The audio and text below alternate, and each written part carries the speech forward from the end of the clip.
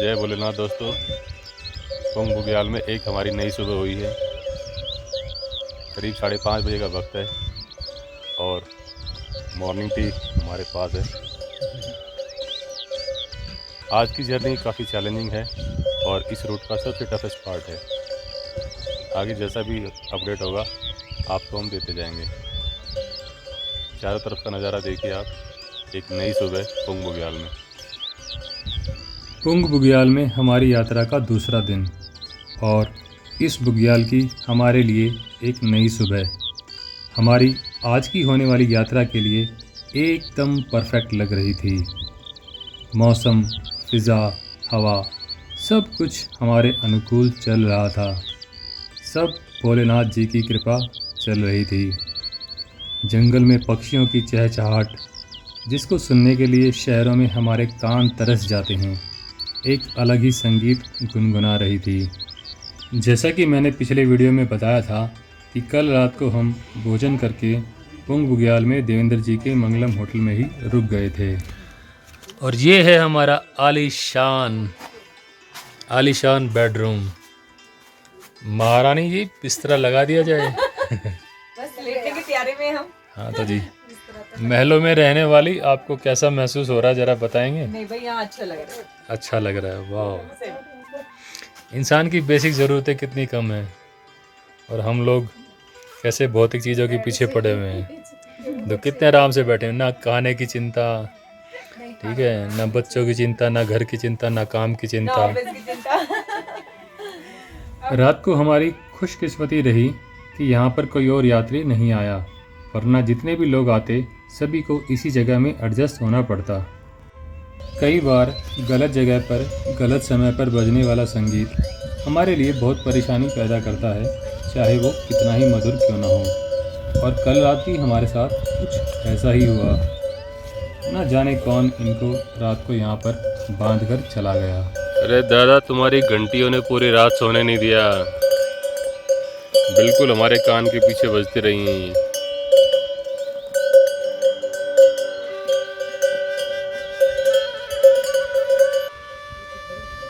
कुछ देर के बाद हम बिना कोई नाश्ता वगैरह किए सिर्फ भोलेनाथ जी के जयकारों के सहारे अपने दूसरे दिन की यात्रा के लिए निकल पड़े। जय भोलेनाथ, जय भोलेनाथ। जोश कम है बच्चों, जय भोलेनाथ। अब हम इस यात्रा के सबसे घने और गहरे जंगल में प्रवेश करने वाले थे और वो ऊपर दूर हमारी है मंजिल आज की। घने जंगल के बीच से गुजरता हुआ यह रास्ता पांज, बुरांश, खरसू, मोरू, फाइनेट और थुनार के पेड़ों से भरा पड़ा है। इन पेड़ों की घनी छाया यात्रियों को बहुत राहत देती है। यहाँ से गुजरते हुए खुद को प्रकृति के बेहद करीब महसूस किया जा सकता है।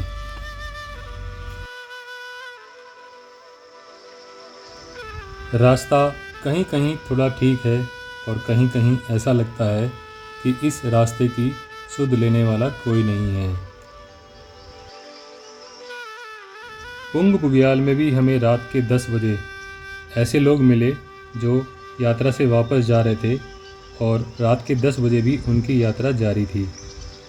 ऐसे कुछ लोग बिना कोई होमवर्क किए या बिना किसी प्रॉपर प्लान के या इस यात्रा की आधी अधूरी जानकारी के साथ इस यात्रा पर आ जाते हैं और रात के समय भी इस खतरनाक सफ़र को पूरा करते हैं, जो उनके लिए बहुत ही खतरनाक हो सकता है। मैं सभी को ये राय दूंगा कि रात को इस मार्ग पर बिल्कुल भी ना चलें। इस यात्रा का संपूर्ण सौंदर्य आपको दिन में ही देखने को मिलेगा। यहाँ आप सब लोग देख सकते हैं कि इस तरह के रास्ते पर रात में चलना कितना खतरनाक हो सकता है। यात्रा शुरू करने से पहले अपने अगले पड़ाव की जानकारी, अधिकतम दूरी और उसमें लगने वाले समय का आपको कम से कम थोड़ा बहुत अंदाज़ा होना चाहिए। फिर इन सभी चीज़ों को ध्यान में रखते हुए और अपनी शारीरिक क्षमता के अनुसार यात्रा प्रारंभ करनी चाहिए। हाँ जी, ठीक ठाक हो।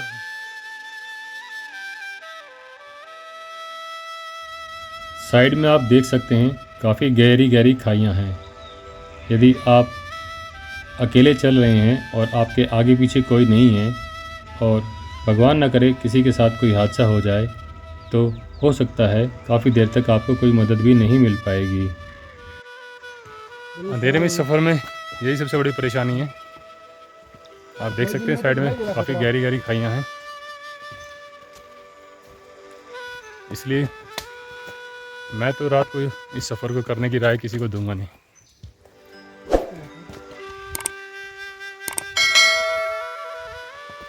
पुंग बुग्याल से हम लोग 6:30 बजे चले थे और अभी 7 बजे हैं। हमें आधा घंटा लगा यहाँ तक पहुँचने में और इस जगह का नाम है घिमघिमा पानी। यहाँ से आगे अगले 3 किलोमीटर तक पानी का कोई स्रोत अवेलेबल नहीं है, इसलिए पानी की बोतलें अगले सफ़र के लिए आप यहीं से भर लें। ये है दोस्तों पहाड़ी भिंडी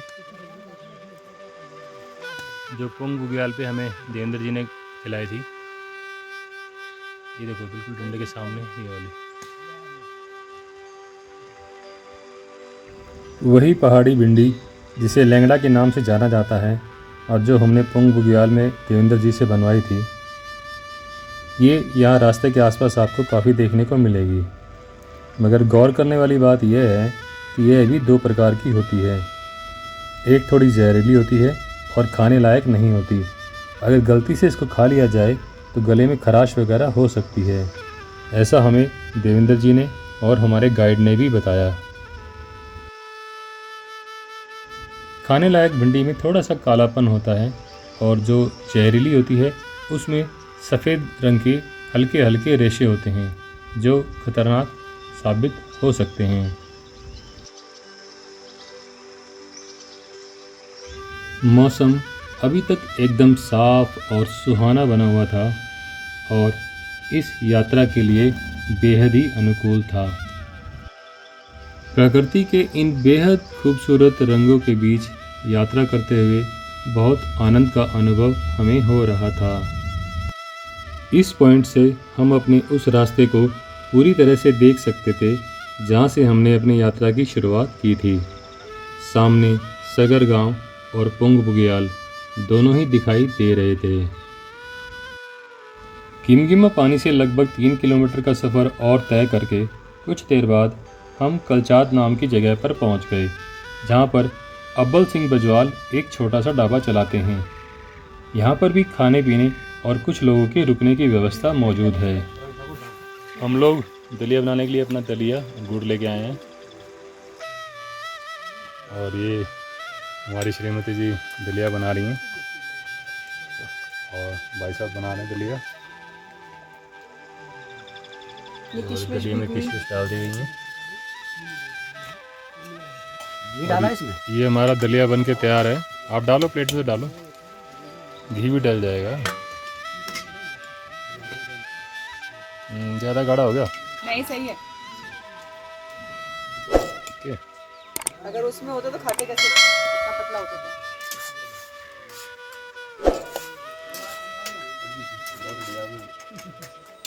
और मत करो, फिर और ले लेंगे।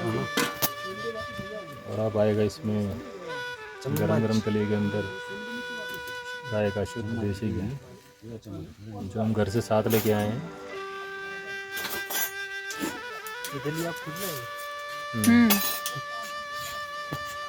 डाल दो, घर से लेके आए। हाँ,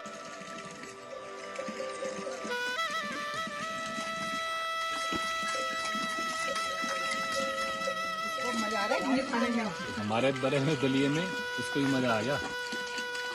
बेटा खा ले घी।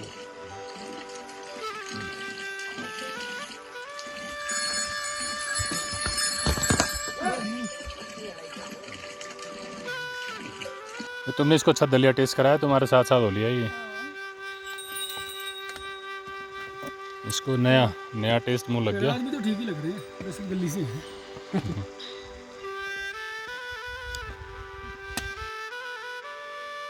कुछ स्थानीय लोग पत्थरों वाले रास्ते से बचने के लिए घास के बीच से शॉर्टकट्स का इस्तेमाल करते भी नजर आए। अमूमन यह शॉर्टकट्स उतरने में ज़्यादा आसान होते हैं और चढ़ने में जल्दी थका देने वाले होते हैं।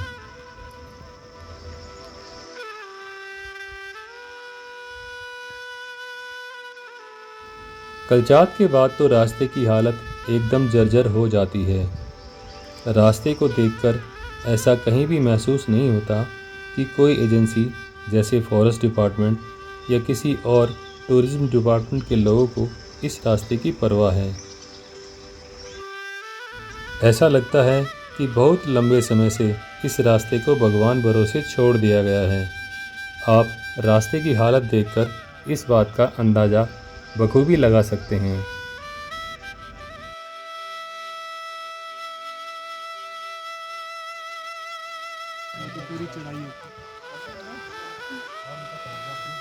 ये भैया लोग उतारे, हम 4:30 बजे चलें सुबह। हाँ, और अब पहुंच गए तो अपने मॉर्निंग वाली आरती मिस करी होगी, है ना? रुकते तो दोनों ले लेनी चाहिए ना।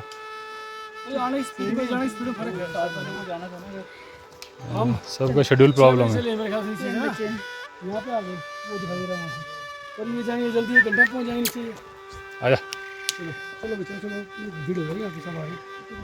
अभी तो मौसम एकदम साफ बना हुआ है। ज़रा सोच कर देखें कि यदि बारिश हो जाए तो इस रास्ते को ऐसी हालत में बारिश के वक्त तय करने में कितनी दिक्कत और परेशानियां यात्रियों को होती होंगी। आओ जी आओ।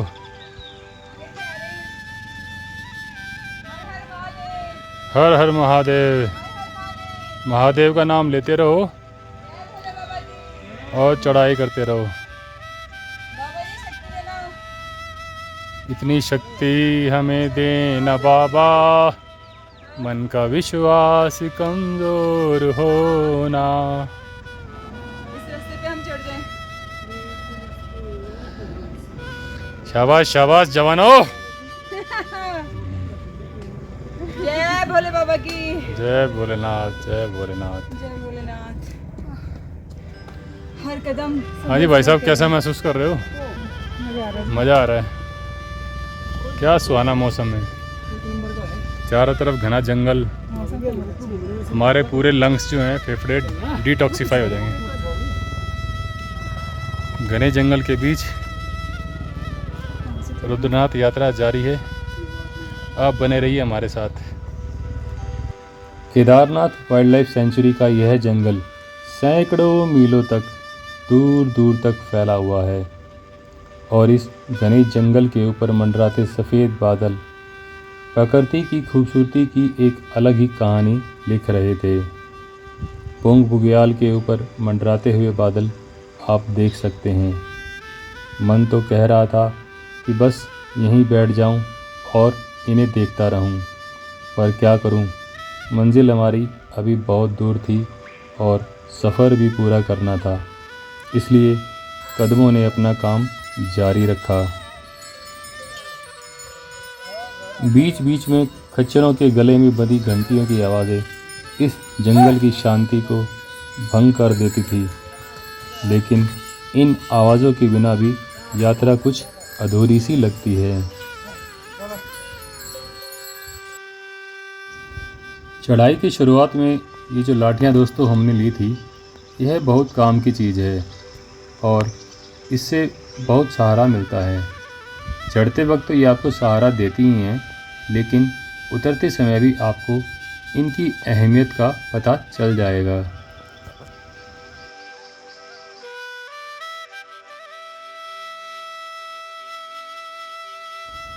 रास्ते में कई अजीब तरह के पौधे हमें यहाँ देखने को मिलते हैं।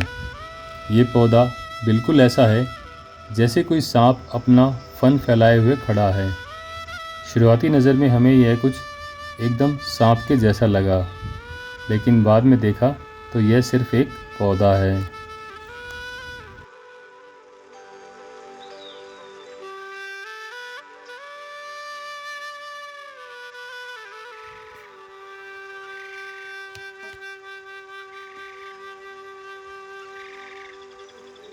आया करो, हाथ हिलाओ। कुछ इस तरह के रास्तों से हम अपने सफ़र में आगे बढ़ रहे थे। इस चढ़ाई को स्थानीय लोग चक्रघानी के नाम से पुकारते हैं, मतलब कि चक्कर के जैसी गोल गोल घूमती हुई।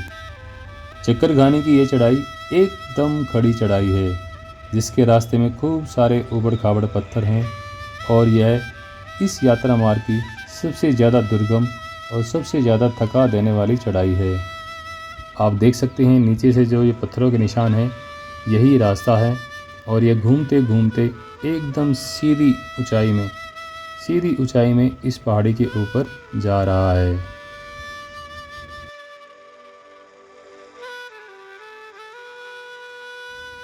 बादल अब धीरे धीरे अपनी चादर फैलाने लगे हैं। बादलों की संख्या धीरे धीरे बढ़ती जा रही है।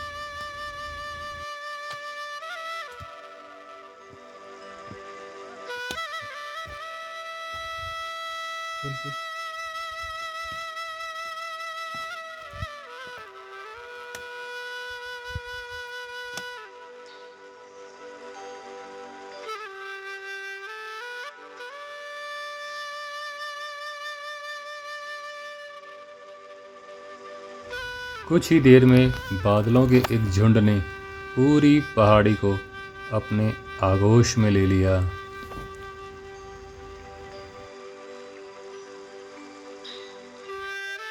भोलेनाथ जी की कृपा दोस्तों अभी तक बनी हुई है और यात्रा के लिए एकदम सुहाना, एकदम बढ़िया मौसम आप देख सकते हैं। बादलों ने हमें चारों तरफ से घेर लिया है, कभी सूरज और कभी बादल अपने अपने दर्शन दे रहे हैं। चढ़ाई करने के लिए एकदम बढ़िया खूबसूरत मौसम। सफ़र में पसीना तो आ रहा है, मेहनत तो लग रही है, लेकिन मज़ा बहुत आ रहा है। अब हम मौलिक खड़क नाम की इस जगह पर पहुंच गए हैं, जो पुंग बुग्याल से लगभग 4 किलोमीटर और कलचात से लगभग 3 किलोमीटर की दूरी पर है। यहाँ पर भी खाने पीने और रुकने की व्यवस्था हो जाती है। बाहरी लोगों को यहाँ टेंट लगाने की परमिशन नहीं होती। ये टेंट इन्हीं दुकानदारों के द्वारा लोगों की संख्या ज़्यादा हो जाने पर लगाए जाते हैं, ताकि सबको शरण मिल सके और सबके रहने की व्यवस्था हो जाए। हाँ जी बोले, पहुँच गए ओले ओले, धीरे धीरे पहुँच गए। फिर चेहरा क्यों उतरा हुआ है? आपके कैसे कमेंट रहेंगे?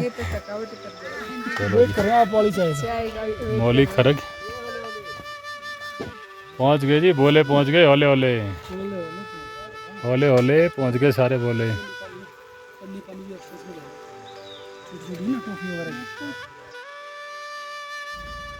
कुछ देर आराम करके और एक बढ़िया सी कड़क चाय पीकर हमने अपना सफ़र फिर से शुरू किया।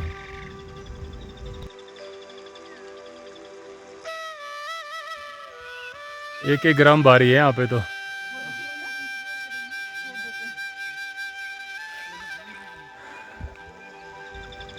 आज की अपनी मंजिल के लिए अभी भी हमें लगभग 2 किलोमीटर का सफ़र और तय करना था और इस ऊंचे पहाड़ पर चढ़ाई अभी बाकी थी। ये वाला कौन सा है सूरज? सूरज ये कांटे वाला, ये नाम तो पता नहीं क्या बोलते हैं इसमें वाले में इसको बोलते हैं यार, नहीं बोलते ये क्या है? इतने कांटे इसमें देखो। वो नागफनी को, इसको आप जिसको बोल रही है नागफनी, ये नागफनी है, वो कुछ और दो है। प्रकार के होते हैं। एक ये जंगली वाले ना, कांटा कितना है? एक घर में बोलते हैं वो तो नागफनी अलग वाला होता है। और ये तुम्हारी लेंगड़ा भिंडी देखो। लंगड़ा भिंडी हाँ ये रही ना। दूसरे वाले पिच्छू वाले ये बिज्जू वाली है। लेकिन पिच्छू वाले जंगली पे सफेद होते हैं वो पूरे, जंगली ये खाने लायक है? ये खाने वाले नहीं है। ये खाने वाले नहीं है, इसलिए ऊपर धोखे है, में इसको वो तोड़ के ना वाला ले काला जाए। रहता है पूरा। अच्छा, उसके ऊपर कालस होती है। जैसे इसमें देख लो आपने, ये इसमें पूरे उस ये है सफेद बाल है इसमें। अच्छा अच्छा। उसमें काला होता है। हाँ, उसमें पूरे काले बाल रहते हैं। अच्छा इसमें जो है वो सफ़ेद बाल रहे कांटे हैं, जो है ना सफेद है इसमें, इसमें सफेद काले होते है। हैं जरूर, वो है ना, वो काला होता है। उसमें कालापन होता है। उसका कालेपन काला वाली मतलब खाने लायक है। और ये जो है जंगली है, इसे थोड़ा गले में खराश, हल्की जहरीली होती है। हाँ, इसको खाते नहीं क्या? जैसे जैसे हम ऊपर चढ़ते जा रहे थे, जंगल अब धीरे धीरे कम होता जा रहा था। अब बांज और बुरांश के कुछ पेड़ ही दिखाई दे रहे थे और बुग्याल का क्षेत्र शुरू हो गया था।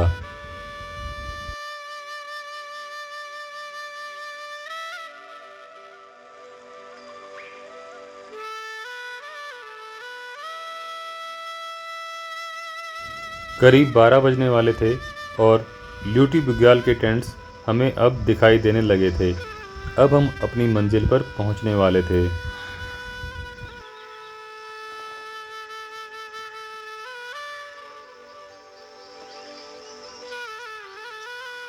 हम लोग अभी ल्यूटी बुग्याल पहुंचने वाले हैं।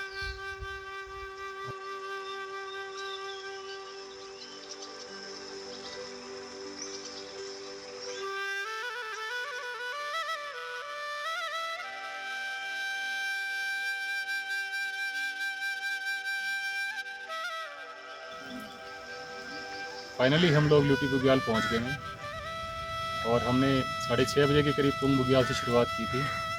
अभी 12 बजने को हैं। हमें यहाँ तक पहुँचने में लगभग 5.5 घंटे लगे हैं।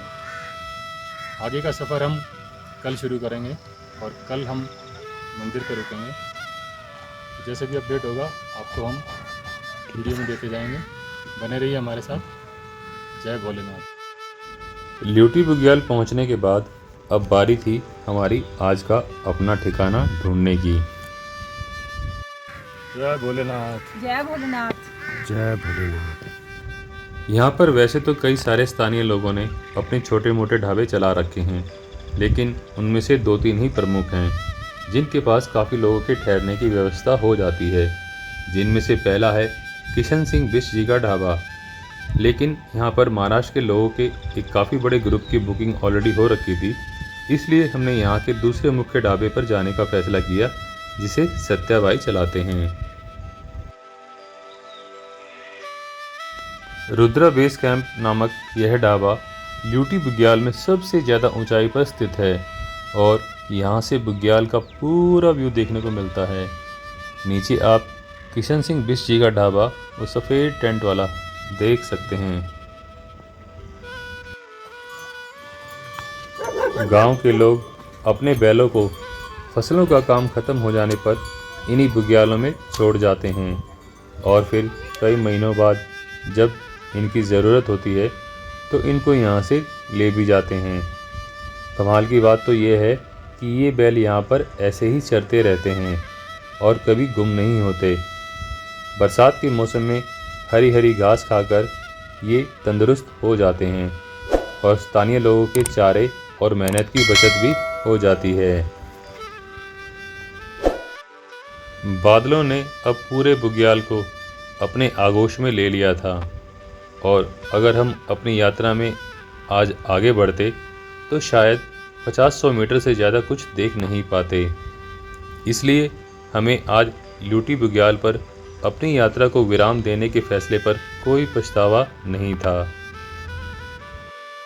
आइए आपको मैं अपना टेंट भी दिखा देता हूँ जहाँ पर हमारी आज की रात गुजरेगी। इन लोगों के मुताबिक यह टेंट 8 लोगों के लिए है, लेकिन अभी ज़्यादा रश नहीं है तो इसलिए अभी हम 4 लोग ही इसमें रुकेंगे। लेकिन अगर यात्रा मार्ग पर यात्रियों की संख्या ज़्यादा हो जाती है तो 8 लोगों को इसमें रात गुजारनी पड़ सकती है। तो मुझे तो स्पेस के अकॉर्डिंग ये काफ़ी मुश्किल लग रहा है। इन बड़े टेंट्स के अलावा यहाँ कम लोगों के लिए डोम टेंट्स भी उपलब्ध हैं।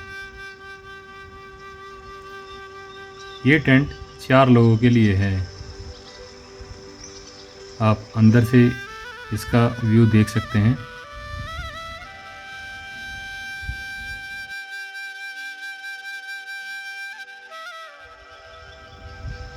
बादलों का लुका छिपी का खेल जारी था और धीरे धीरे शाम ढलने लगी थी।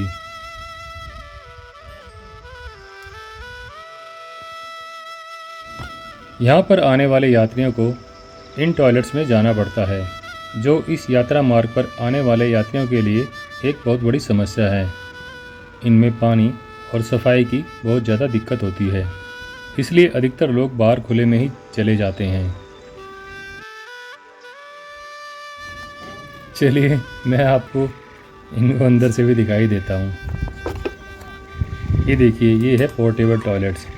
इसमें वेंटिलेशन का कोई सिस्टम नहीं है और चारों तरफ की गंदगी की निकासी के लिए कोई रास्ता नहीं है। ड्रम में पानी भी नहीं भरा हुआ। और ये है टेंट वाला टॉयलेट जो एक सीमेंटेड स्ट्रक्चर पर बना हुआ है। इसकी भी हालत ज़्यादा ठीक नहीं है, लेकिन पोर्टेबल टॉयलेट के मुकाबले इसमें हवा लगती रहती है और फालतू पानी साइड में निकल जाता है। ढाबे वालों को बोलकर हमने इनको साफ़ करवाया और ड्रम में पानी का इंतज़ाम करवाया। उसके बाद जाकर ये कहीं इस्तेमाल के लायक हो पाए। यहाँ के लोगों ने बताया कि फॉरेस्ट डिपार्टमेंट वाले यहाँ किसी भी पक्के स्ट्रक्चर को बनाने की परमिशन नहीं देते, इसलिए ये लोग भी मजबूर हैं। प्रधानमंत्री जी के स्वच्छ भारत मिशन को हमने यहाँ पर फेल होते हुए देखा। कम से कम टॉयलेट्स का नीचे का स्ट्रक्चर बनाने की परमिशन तो फॉरेस्ट डिपार्टमेंट को पर्यावरण के मद्देनज़र दे ही देनी चाहिए, ताकि यात्रियों को भी सुविधा हो और पर्यावरण भी सुरक्षित रह पाए। पहुंच गए भाई साहब।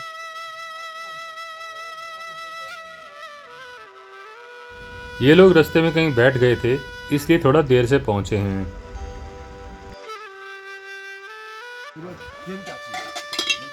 और ये देखिए, ये है हमारे ढाबे की रसोई जहाँ पर हमारा खाना तैयार होगा।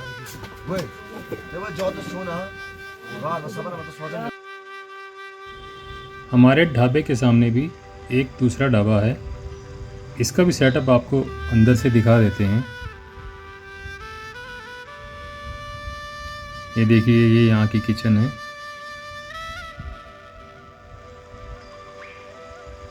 और इसमें कुछ इस तरह के टेंट्स हैं।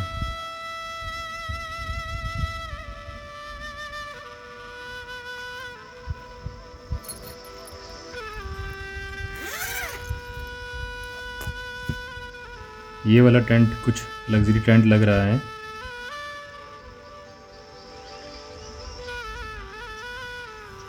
यहाँ भी डोम टेंट्स अवेलेबल हैं। और इन टेंट्स में चारपाई बिछी हुई हैं।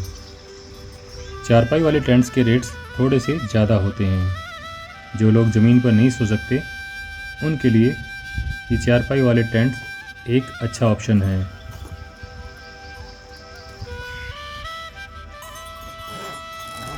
यहाँ भी फोल्डिंग डाल रखे हैं। इनके रेट्स नॉर्मल रेट से 200-300 रुपये ज़्यादा होते हैं।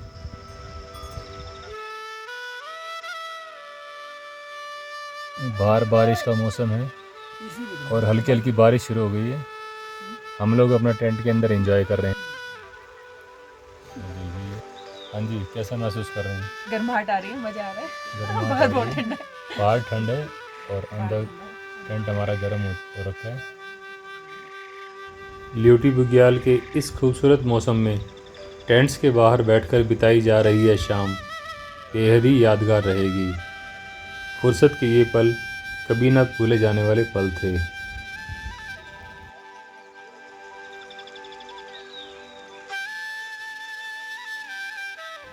हल्की सी बारिश के बाद बादल भी छट गए और अब मौसम इतना अच्छा और सुहावना हो चला था कि दूर पहाड़ों की चोटियाँ भी सुंदर और साफ दिखाई देने लगी थी।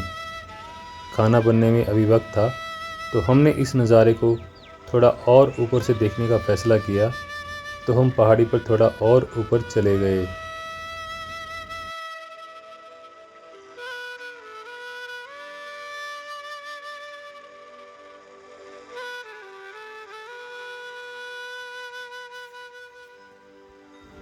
ऊपर कृष्ण जी अपनी अर्धांगिनी जी के साथ इस सुंदर सुहानी शाम का मज़ा ले रहे हैं और हम भी कैमरे को सेट करके इस शाम को पूरी तरह से अपनी आँखों में बसा लेना चाहते थे।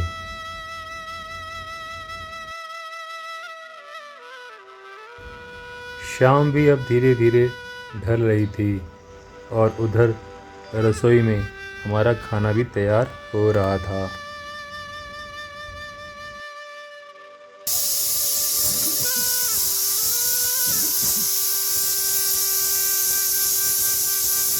क्या चाहिए? हाँ मुझे सो, हाँ मुझे सो सबसे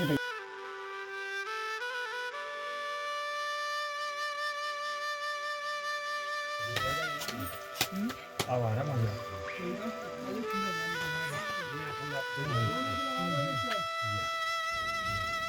कुछ देर बाद ही हमारा खाना भी तैयार हो गया। दिन का भोजन इन लड़कों ने बनाया था जिसमें कुछ कमी रह गई थी।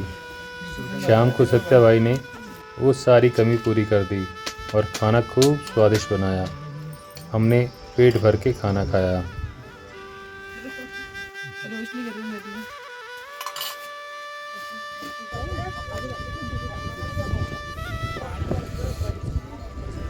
थोड़ी देर बाद मौसम ने पलटी मारी और तेज़ आंधी तूफान आ गया, लेकिन हम लोग अपने टेंट में घुसकर सो गए। उसके बाद पूरी रात तेज़ बारिश होती रही।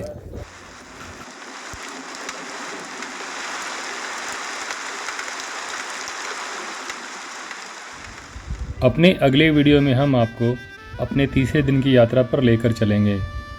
हमारे तीसरे दिन की यात्रा और ल्यूटी बुग्याल से मंदिर तक की यात्रा का यह भाग इस पूरी यात्रा का सबसे सुंदर भाग है। ल्यूटी बुग्याल से ऊपर चलकर एक नई, अनोखी और खूबसूरत दुनिया में पहुंचने का एहसास होता है।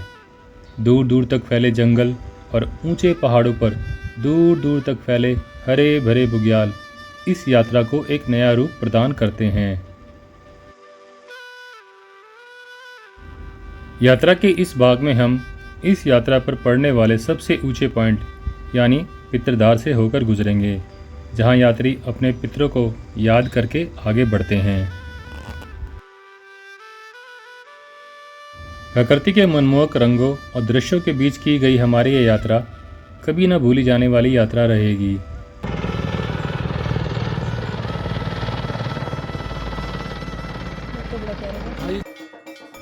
अंत में हम श्री रुद्रनाथ मंदिर में श्री महादेव के दर्शन करेंगे। तो इस यात्रा का पूरा आनंद लेने के लिए आप बने रहिए हमारे साथ। और यदि आप इस चैनल पर नए हैं और अभी तक आपने वीडियो को लाइक और चैनल को सब्सक्राइब नहीं किया है तो वीडियो को लाइक और चैनल को सब्सक्राइब करना बिल्कुल भी ना भूलें। तो फिर दोस्तों मिलते हैं अपने अगले वीडियो में। तब तक के लिए हर हर महादेव, जय भोलेनाथ।